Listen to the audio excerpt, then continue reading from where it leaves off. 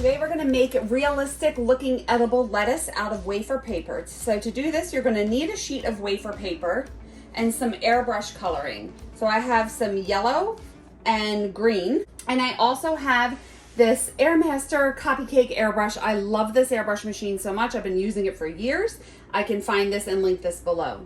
What you do with this, you have a small little container here, you add your coloring here, and then you can start to pull this trigger back to start to spray.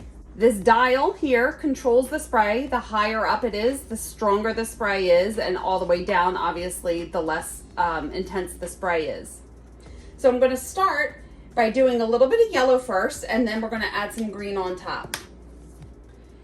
I always use gloves when I use airbrush coloring because it does get a little messy and it stains your skin. So adding a couple drops in here, filling the cup about halfway full. And now I'm going to spray the wafer paper. So I want to have some variation in color. So try to make sure some white still shows through and you're just not spraying the whole thing yellow.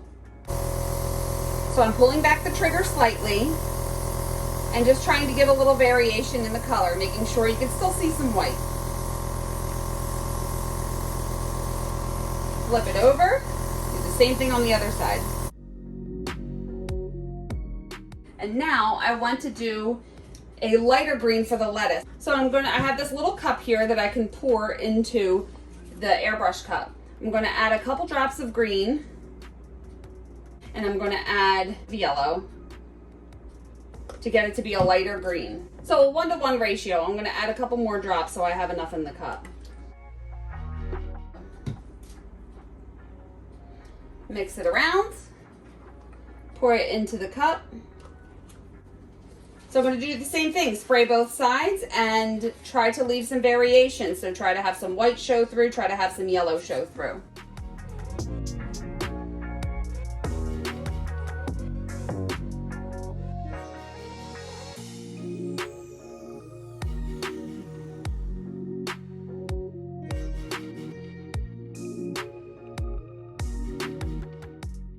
And while it's still wet, we want to crumble it up. So grabbing the paper and just trying to get as crumbly as you can. We're trying to get the texture in there so it looks more like lettuce. It may rip as you do this, and that's okay since we're going to tear it into little pieces anyway. And I'm just going to rip off little pieces. I like to do little strips. It looks a little more realistic. So you know how lettuce comes in shreds?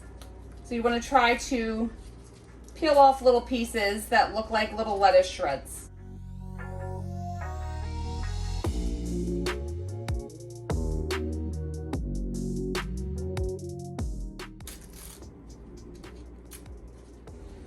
And then when I'm finished, I just want to crumble it all up again to give it a little more texture to make it look more realistic.